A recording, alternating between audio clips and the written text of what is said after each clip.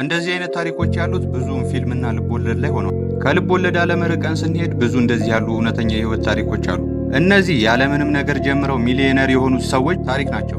እነዚህ ታሪኮች ታዋቂ ሰዎችን በሚያካትቱበት ጊዜ በተፈጥሮ ለማዳመጥ አስደሳች ያደርገዋል። ሰላም ውድ የዩቲዩብ ቻናል ተከታታዮች፣ ወደ ቻናላችን እንኳን ደህና መጣችሁ። ብዙ ታዋቂ ሰዎች ከድህነት የህይወት ጉዞ ወደ ሀብት ተሸጋግረዋል።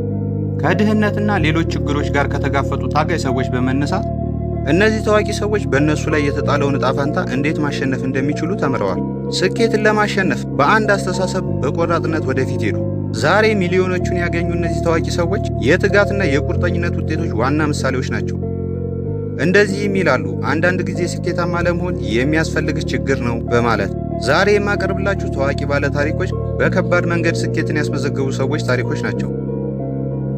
ምንም የማይቻል ነገር እንደሌለ ሲያረጋግጡ ታሪኮቻቸው አነሳሽ ናቸው።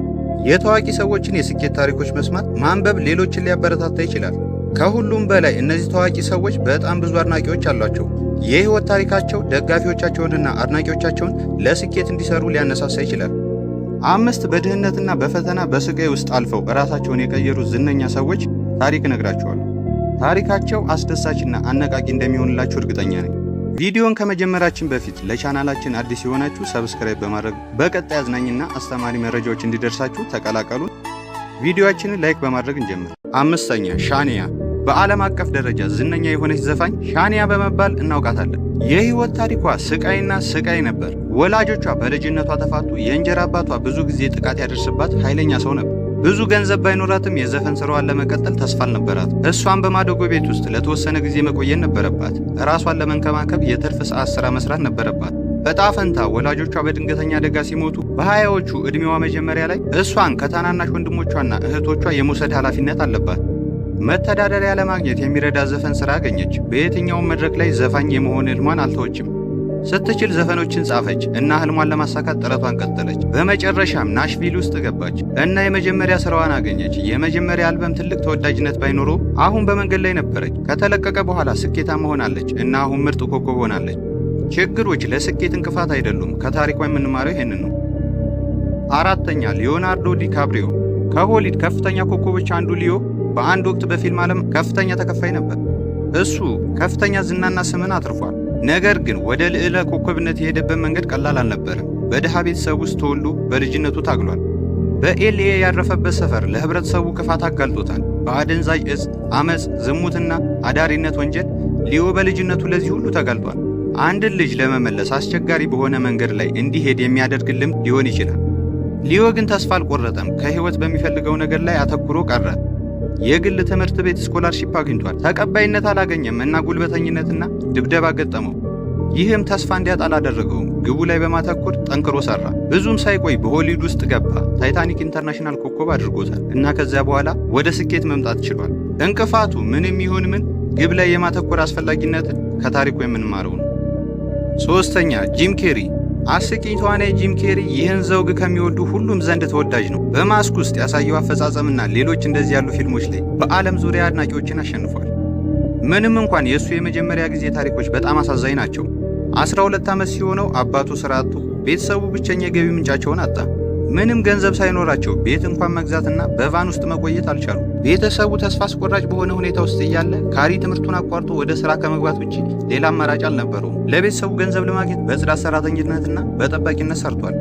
ሁኔታው ተስፋ እንዲያጣ ወይም ተስፋ እንዲቆርጥ አላደረገውም። እሱ ለቀልድ ተፈጥሯዊ ችሎታው እንዳለው አምኖ ይህንን መስመር ተከተለ። ብዙም ሳይቆይ ወደ ኮሜዲ ዘውግ ገባ እና ሰዎች እሱን ያስተውሉ ጀመር። ይህ በሆሊውድ ውስጥ በፊልም ውስጥ በቅናሽ ስራ ከፈተ።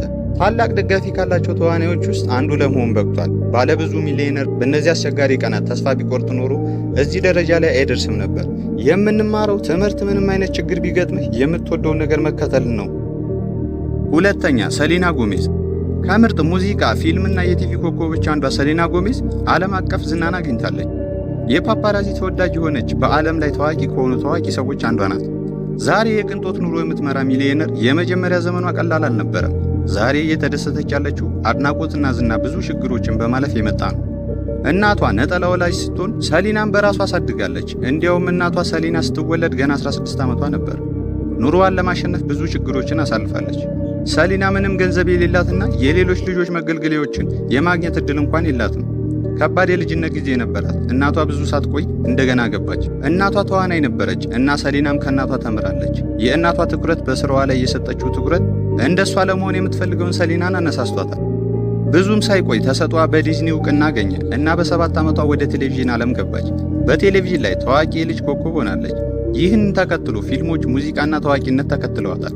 በልጅነቷ ባጋጠማት ሁኔታ ከተደናገጠች ስኬቱ አይመጣም ነበር። ተሰጥኦና ቆራጥነት ወደፊት አመጣት። አንደኛ ስኖፕ ዶግ። ታዋቂና ታዋቂው ራፐር ስኖፕ ዶግ በራፕ ሙዚቃ ዓለም ውስጥ ካሉ ምርጥ ኮከቦች አንዱ ነው። በ90ዎቹ ውስጥ በጋንግስተር ራፕ ሙዚቃ ላይ ልዩ ሙያ አድርጓል። ይህ በህይወቱና በተሞክሮ ላይ የተመሰረተ ነው። ስኬቱና ዛሬ ያፈራው ሀብት እጅግ በጣም አስቸጋሪ ሁኔታዎች ውስጥ አሳልፏል። የእሱ ታሪክ በጣም አስቸጋሪ ከሆነው ታሪክ የመጣና ስኬትን ለማግኘት ጠንክሮ የሰራ ሰው ነው። የልጅነትና የወጣትነት ዘመኑ በካሊፎርኒያ ጎዳናዎች ላይ ያሳለፈ ሲሆን እሱ ራሱ ወንጀል አጋጥሞታል። ከህግ ጋር መራራ ልምድ ነበረው እና አካባቢው በወንጀል ዓለም ውስጥ የተዘፈቀ ነበር። እሱ ግን ይህ እንዲሆን አልፈቀደም። ጠንክሮ በመስራት አስቸጋሪ ሁኔታውን ተጠቅሞ ስኬትን አስመዝግቧል። ዘፈኖቹ ስለ ተጋድሎና ስለ ህይወቱ ይናገራሉ። ያ ብዙ አድናቂዎቹንና ታዋቂነቱን አሸንፏል። ያገኘውን ለውጥና ልምዶቹን ለስኬት እንዴት እንደተጠቀመ ከታሪኩ የምንማረው ነው። እነዚህን የተሳካላቸውን ሰዎች እያንዳንዳቸውን ህልማቸውን ያሳኩት በነጠላ አስተሳሰብ ግባቸው ላይ በማተኮር ከፍተኛ ጥረት በማድረግ ነው። ከታሪካቸው መማር እንችላለን እና በተመሳሳይ መልኩ ራሳችንን ግቦቻችንን ለማሳካት ባለው ተስፋ ላይ እናተኩር። እነዚህ ታሪኮች ለእናንተ አነሳሽ እንደሆኑ ተስፋ አደርጋለሁ። ቻናላችንን ሰብስክራይብ በማድረግ ቤተሰብ ሁኑ። ቪዲዮውን ላይክ ማድረግ እንዳይረሳ። በሌላ ጊዜ በሌላ ቪዲዮ እስከምንገናኝ ሰላም ሁኑ።